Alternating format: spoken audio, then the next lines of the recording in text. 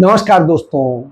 मामा तो चिल्लाना है, उसके नाम पे रुदाली करनी है, क्योंकि उसी के नाम पे तो वोट चोरी करनी। मामा चिल्लाना है और दूसरी माओं को बेइज्जत करना है। जी हां, मामा चिल्लाना है और इस देश के लोगों की जेब, गाड़ियां सब लूट लेनी है। मामा चिल्लाना है और इस देश को नफरत से भर देना है, दंगे फसाद कराना है। यही तो इतिहास है। जी हां, नरेंद्र मोदी हो, भारतीय जनता पार्टी हो, आरएसएस हो, इनका यही इतिहास। इन्होंने नफरत फैलाई, इन्होंने आग लगाई, इन्होंने वोट लूटे, इन्होंने आपकी पॉकेट मारी, इन्होंने आपकी गाड़ियां छीन ली, आपके धन संपत्ति बचत छीन ली। जी हां, ये मैं नहीं कह रहा हूं, ये भारत सरकार के आरबीआई के आंकड़े कहते हैं, ये चुनाव आयोग के आंकड़े कहते हैं, और ये नितिन गडकरी के बेटे की कंपनी चिल्ला चिल्ला के बता रही है, नरेंद्र मोदी चोर। जी हां, जब यह सच आता है, क्योंकि जननायक राहुल गांधी सामने खड़े हो जाते हैं और सारे कपड़े उतार देते हैं नरेंद्र मोदी के। नरेंद्र मोदी नंगा क्या न करता, तो वैसे ही नरेंद्र मोदी नग्न डांस कर रहे हैं। आज उनका यही डांस चल रहा है, तब देश पूछ रहा है कि मोदी जी किया क्या आपने? हमारे पास जो था वो भी तो छीन लिया, और दिया तो कुछ नहीं। दिया कहां? अपने भतीजे भतीजियों को, अपने घर के लोगों को। जी हां, यही धंधा है, और सबसे ज्यादा मोहब्बत अडानी अंबानी से।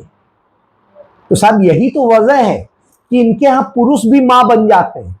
आपने कल देखा होगा, बिहार में इनके प्रदेश अध्यक्ष दिलीप जायसवाल, मैं भी मां। तो लोग पूछने लगे कि दिलीप जी, बच्चे का क्या हालत है, सब ठीक ठाक है ना?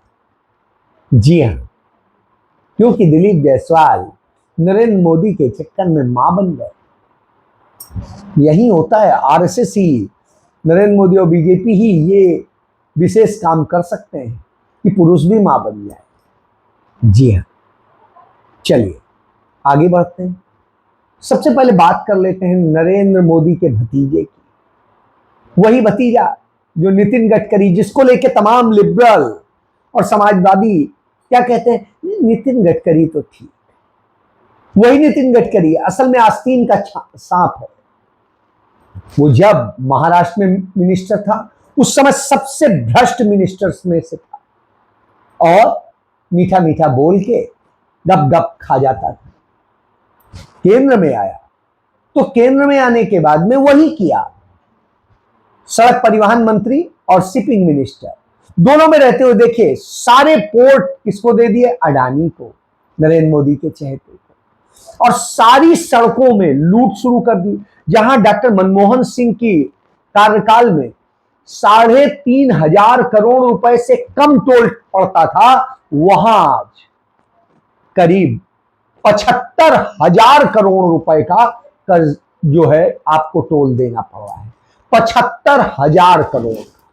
जी हां, और इसके बाद सड़कें ऐसी बन रही जो 18 करोड़ से ज्यादा की नहीं बननी चाहिए, वो सड़कें 271 करोड़ की बनती। द्वारिका एक्सप्रेस वे देख लीजिए आप, जो 18 करोड़ की बननी चाहिए, 271 करोड़ की बनती है। सोचिए, सोने की सड़क हो गई, उसमें हीरे मोती लगे हैं, क्या है क्या नहीं है पता नहीं चलता है, लेकिन है साहब, तो क्या करेंगे? लेकिन कोई पूछने वाला नहीं। तो कहेंगे नहीं, नितिन जी तो अच्छे आदमी है, गडकरी तो अच्छे। और वही गडकरी कैसे कैसे मलाई खाते हैं, इसका भी एक उदाहरण देख लीजिए। उनका धंधा जो नितिन गडकरी का है, वो असल में शुगर माफिया है, और जितनी चीनी मिले हैं उनका सिंडिकेट चलाता है। तो साहब, मंत्री हो गया तो अपने नाम से नहीं चला सकता, तो अपने 2 बेटों में बांट दिया, और जिन 2 बेटों में बांट दिया, वो दोनों बेटे, उदाहरण दे देता हूं एक से, क्या किया कि कैसे अब इनको ज्यादा बेहतर किया जाए। 18 करोड़ की कंपनी थी, 2024 में जून महीने, और जब आप मार्च 2025 में बात करेंगे तो वही कंपनी 750 करोड़ की होगी। इतना बड़ा प्रॉफिट आपने जिंदगी में किसी का नहीं देखा होगा। जो 35 रुपए का शेयर, वो शेयर 600 650 का हो गया। अब आप सोचिए 650 का शेयर, यानी इतना बड़ी ग्रोथ कल्पना से परे प्रसाद होगी। क्यों? क्योंकि आपकी गाड़ी बर्बाद हो जाए तो आपको फर्क ना पड़े, इसलिए पहले ही क्या किया, नियम में डाल दिया कि 10 साल में गाड़ी रिटायर कर देंगे। छोटे शहर होंगे तो 15 साल में रिटायर कर देंगे। अब इसके बाद एक्सटेंशन नहीं मिलेगा। क्यों भाई? हम अपनी गाड़ी को मेंटेन करके रखेंगे, होगा। उन्हें पता है नहीं आप मेंटेन कर पाएंगे, क्योंकि उसका इंजन खराब हो जाएगा, 10 साल में ही से पहले ही खराब हो जाएगा। क्योंकि उसमें हम पेट्रोल में इतना ज्यादा एथेनॉल मिला देंगे कि आप पेट्रोल तो लेंगे 1 लीटर, लेकिन आपको मिलेगा उसमें 800 ml, और 200 ml उसमें मिला दिया जाएगा एथेनॉल। अब जब सीरा मिल जाएगा तो वो आपके इंजन को खराब करेगा। इंजन को खराब करेगा तो आप शोर मचाएं कि नहीं नहीं हमारी गाड़ी तो सही है, बढ़ा दीजिए। तो कहीं कैसे बढ़ा दें भैया, खराब हो चुकी है, देखिए आप इंजन बर्बाद हो गया, गड़बड़ कर रहा है। ये नितिन गडकरी ने पहले नियम बनाया। फिर अब पेट्रोल में 20% मिलाया जाएगा और डीजल में 10% मिलाया जाएगा। तो अब आप समझ लीजिए ये नितिन गडकरी का खेल है। इसी के बूते पे आपकी गाड़ी भी बर्बाद, आपका पैसा भी लिया गया, और जो कहते थे 50 रुपए का डीजल देंगे और 55 रुपए का पेट्रोल देंगे, वो आज स्थिति है आपसे कितना वसूल रहे हैं, आप खुद अपनी पॉकेट से दे रहे हैं, आप खुद जान लीजिए। तो यह एक लूट है। अब इस चोरी के बाद में आप देखिए, वोट चोरी का तो राहुल गांधी बता ही चुके हैं, सारा खुलासा सामने आ गया। तो वोट चोरी का सच सामने आने के बाद में हालत बिगड़ने लगी। पूरी दुनिया पूछने लगी कि भाई वोट चोरी करके प्रधानमंत्री बने हो क्या? घबरा गए। 4 देशों में अय्याशी कर रहे थे, उसी समय राहुल गांधी के लिए जनता सड़कों पर उमड़ गई। तो सोचा क्या करें, तो अपने टूल किट से एक ड्रामा क्रिएट कराया। वहां से लौट के आए और आने के बाद में 4 दिन बाद महसूस हुआ नहीं, मां को गाली दी गई, मेरे को बड़ी तकलीफ हो गई, ये हो गया। तो साहब प्रोटेस्ट करो, ये करो, वो करो। लेकिन उस प्रोटेस्ट में जनता ने कहा नहीं, हम आप पे यकीन नहीं करते हैं, हम जानते हैं आप झूठे हो। और जनता आई नहीं बिहार। तो मारपीट करना, गाली देना, महिलाओं को, माओ का अपमान किया गया, माओ को मारा गया और सब कुछ किया गया। तो अब क्या कर रहे हैं आप देखिए। अब इनके महाराष्ट्र के डिप्टी सीएम अजीत पवार, उनके सोलापुर डिस्ट्रिक्ट में एक जगह अवैध खनन हो रहा था, तो एक सीनियर पुलिस ऑफिसर, महिला पुलिस ऑफिसर, उसने दम दिखाई कि नहीं हम अपने यहां अवैध खनन नहीं होने देंगे, और वो वहां पहुंच गई, उसने पकड़ लिया, रुकवाने लगी। तो उसको फोन करते हैं और उसको कहते हैं स्पेशल ऑफिस चाहिए हमको। हाँ, तो हमको उनको मदद करने का ही काम है सर। आपके साथ बोल रहा हूँ, मैं आपको आदेश देता हूँ कि वो रुकवाओ और आप जाओ और तहसीलदार को बताओ कि अजित पवार जी का फोन आया था, डिप्टी चीफ मिनिस्टर ने मुझे कहा ये सब रुकवाने के लिए, क्योंकि अभी मुंबई में जरा मुंबई का माहौल एकदम खराब हुआ है, उसको अपने को प्राधान्य देना है।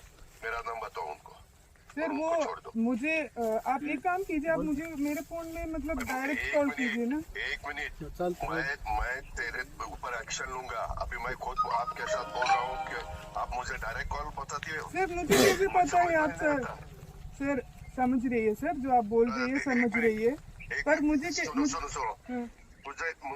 मुझे देखना है ना, तेरा नंबर दे दो या व्हाट्सएप कॉल करो। ठीक है सर, मैं यहाँ से बोल देता हूँ। ठीक है सर। मेरा चेहरा तो आपको समझ में आएगा ना? ठीक है सर। इतना आपको डेयरिंग हुआ है क्या? सर मेरे को कार्रवाई जो किया है मुझे कैसे पता है सर? डीसीएम सर मुझे पता नहीं है ना सर, मैं सिर्फ यही बोल रही, ऊपर का मैं डिप्टी चीफ मिनिस्टर सर समझ रही है वो आप बोल रही है जो नंबर दे दूं। जिस तरह के शब्द बोलते हैं, वो कहती है आप बोल कौन रहे हैं? तो कहते हैं तुम मुझे पहचानती नहीं हो, मैं डिप्टी सीएम। तो उसने कहा तो क्या मैं अवैध काम करने दूं? कह नहीं, आप इसको रोकिए और जाइए यहां से, और न जाने क्या क्या सुना दिया। वो भी मां है, उसका अपमान क्यों भाई? लेकिन करेंगे क्यों? मां से प्यार थोड़ी ना है, कुछ और चीजें चाहिए। उस पर एक ट्वीट नहीं, एक बात नहीं, एक आवाज नहीं। इनके कर्नाटक में बीपी हरीश वो मंत्री, और वो मंत्री जी एक आईपीएस ऑफिसर जो थी प्रकाश, तो उनको कहते हैं तू पालतू कुतिया है। अब आप सोचिए, जो इस तरह से एक महिला आईपीएस ऑफिसर के लिए बोल रहा हो, उन्होंने कहा आप माननीय एमएलए हैं, हम आपकी इज्जत करते हैं, ऐसे शब्दों का इस्तेमाल ना करें। लेकिन नहीं, और ज्यादा गंदे शब्दों पे आ गए। अंत में उसने फोन काट दिया। स्वाभाविक सी बात है, यही करना चाहिए। लेकिन उस पर नरेंद्र मोदी नहीं बोलेंगे, इस पर ताकीद नहीं करेंगे। इनके सीहोर से एमएलए, उन्होंने जिस तरीके से पुलिस सबके सामने मां की गाली दी, साहब उस पर नहीं कहेंगे। यानी ये बोले इनकी मां हो तो देश की मां, नहीं तो बाकी किसी की मां का कोई मतलब नहीं। और खुद नरेंद्र मोदी किस तरह गाली देते थे आप देखिए, याद करिए। उन्होंने अपने साथी जो हैं बड़े खास हैं, नीतीश कुमार, जिनके सहारे इनकी सरकार चल रही, उनके कहा था इनका तो डीएनए ही गड़बड़। डीएनए मतलब पूरा खानदान ही गड़बड़, सब अवैध है। क्या आप कहना चाह रहे हैं? इससे बड़ी कोई गाली हो सकती है? लेकिन गाली दी। और इस तरह से गाली देने वाले अब बता रहे हैं कि दूसरा गाली दे रहा। कौन दे रहा है भाई? जो दे रहा है उसे पकड़ो, उसको सजा दो। क्या कहानी बता रहा है? तो साहब, लेकिन नरेंद्र मोदी की मां देश की मां नहीं है, क्षमा कीजिएगा, वो हम स्वीकार नहीं कर सकते। वो आपकी मां है, आप ही बनाइए। और आपने ही उन्हें गाली दी थी जब नॉन बायोलॉजिकल कहा था। इससे बड़ी गाली कुछ नहीं हो सकती। आप हुई ये बात, इससे भी जब बात नहीं बनी तो कहा हम नफरत फैलाओ। आपको याद होगा कश्मीर फाइल्स आई थी एक फिल्म, उसके बाद में केरल स्टोरी आई थी, अब उसके बाद में बंगाल फाइल्स आ गई। हर एक में फाइल्स, जब चुनाव आ जाते हैं फाइल्स बन जाती है, सब फाइल बना दी। अब जब उसको वो किया और नफरत फैलाने का और इतिहास को तोड़ मरोड़ के प्रस्तुत करने का काम किया, तो सुभाष चंद्र बोस के पोते सीके बोस वो कहते हैं कि मोदी जी, वोट की राजनीति में इतने मत गिर जाइए। इस हद तक आप गिर गए कि इस तरह की हरकत करेंगे, इतिहास को तोड़ मरोड़ के प्रस्तुत करेंगे और नफरत फैलाएंगे, सांप्रदायिकता कराएंगे और सांप्रदायिक हिंसा कराने की साजिश रचेंगे। यह काम प्रधानमंत्री का है, शर्म आनी चाहिए। और वो प्रधानमंत्री को कायदे से उनका आईना दिखा देते हैं। ये वही सुभाष चंद्र बोस जिनके नाम पर ये रोटी खाते हैं, बदनाम करते हैं तमाम लोगों को। लेकिन उनके परिवार से यह आवाज आई। उधर दूसरी तरफ महात्मा गांधी जी के परपोते तुषार गांधी, उन्होंने भी कमोबेश यही बात कह दी। नफरत फैलाने और इस तरह की हिंसा कराने और झूठे इतिहास पेश करके आप कर क्या रहे हैं? यदि आप इतिहास को देखिए तो बंगाल में हिंदू मुस्लिम का दंगा किसने कराया था? आपके ही आदर्श पुरुष किसने? श्यामा प्रसाद मुखर्जी ने।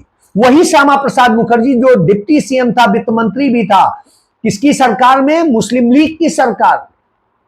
यानी मुस्लिम लीग के साथ मिलकर गलबैयां करते थे और फिर हिंदू मुस्लिम एक दूसरे को मार करके वोट बैंक तैयार करते, नफरत फैलाते। किससे? तो आपके हैं, किसी और के नहीं। जैसे जम्मू और पंजाब के इलाके में आपका वो है जो आरएसएस का अध्यक्ष भी रहा, वो जम्मू का आपका प्रचारक, वो किस तरीके से हिंदू मुस्लिम के बीच दंगे करा रहा था और किस तरीके से उसने जम्मू से 3.5 लाख मुसलमानों को मार के भगवाया था और जाने क्या क्या किया था। उनके जैसे लोग, और फिर उत्तर प्रदेश और मध्य प्रदेश और राजस्थान के आसपास के इलाके में, दिल्ली के इलाके में, यहां आपका वो दीनदयाल उपाध्याय, वो नफरत फैला रहा था, वही काम कर रहा था और उसने किया।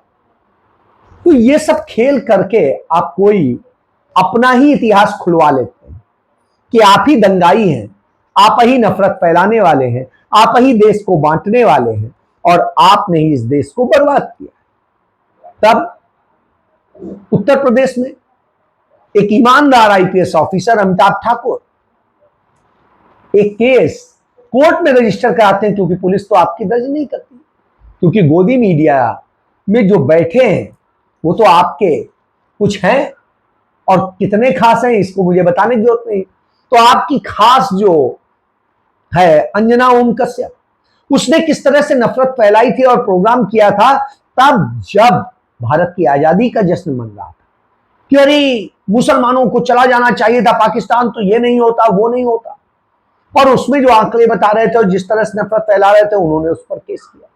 उसने कहा कि 83 लाख हिंदू आए और 96 लाख मुसलमान गए, सबको चला जाना चाहिए था, तो ये नहीं होता। तो इस पर अमिताभ ठाकुर फिर कोर्ट गए। कोर्ट में जज के सामने उन्होंने पेश किया और उन्होंने कहा हमने एफआईआर के लिए दिया, कोई नहीं कर रहा है, अब आप इस केस को देखिए। कोर्ट ने मामला रजिस्टर कर लिया और समन जारी कर दिया है। अब घबराहट हो रही है, डरे हुए, स्वाभाविक सी बात, डरना चाहिए। यही राहुल गांधी ने किया है कि कोई सच्चा आदमी न डरे, सच्चे आदमी का डर खत्म हो और चोरों, बदमाशों, डकैतों, लुटेरों, नफरत फैलाने वाले दंगाइयों को डर लगना चाहिए। तो वह शुरू कर दिया है। और वोट चोरी जो आप करते हैं उसके लिए राहुल गांधी ने नजीर पेश करवा दी है कि कर्नाटक पहला राज्य बन गया जिसने फैसला ले लिया कि वो अपने यहां के राज्य निर्वाचन आयोग के तहत होने वाले सारे चुनाव अब बैलेट पेपर से कराएगा। अब एक नैतिक दबाव भी खड़ा कर दिया है। तो आप रोते बिलखते घूम रहे हैं क्योंकि आपके पास सारे चरित्रहीनों की जमात है, कोई भी आपके पास नैतिक व्यक्ति है ही नहीं। तो जब अनैतिक व्यक्ति हो, ऐसे लोग हो जिनकी मां और बाप कांग्रेस में रहे हो, जिनकी दादी भी कांग्रेस में रही हो, वो कहें कांग्रेस चरित्रहीन पार्टी है, ज्योतिरादित्य सिंधिया, यानी उनकी दादी चरित्रहीन थी, उनकी मां चरित्रहीन थी, उनके पिता चरित्रहीन थे, तो वो भी चरित्रहीन थे, उनकी पत्नी भी चरित्रहीन थी, क्योंकि वो भी तो कांग्रेस में। तो साहब पहले ये फैसला कर लीजिए। तो ये चरित्रहीनों की पार्टी, चोरों की पार्टी, गद्दारों की पार्टी और नफरत फैलाने वालों की पार्टी, यह बात इन्हीं के सारे आंकड़ों से साबित होती है, क्योंकि इन्होंने दूसरों का धन चोरी कर लिया, लोगों की बचत खत्म हो गई, लोग अपने जरूरी खर्चों के लिए कर्ज ले रहे हैं। जब इस दशा में हो गया तो सोचना पड़ता है। जी हां, इसीलिए राहुल गांधी ने कहा खड़े हो, लड़ो, क्योंकि एक सच के लिए लड़ना पड़ेगा। देश बर्बादी में जा रहा है, बाढ़ और दूसरी तमाम संकट खड़े हैं, उनसे लड़ने की बजाय नरेंद्र मोदी सिर्फ वोट की राजनीति के लिए नफरत फैला करके आपस में लड़ाने का काम कर रहे हैं। जी हाँ, यही सब। तो पहचान लीजिए, तभी आपका भविष्य बचेगा, आपके बच्चों का भविष्य बनेगा। जय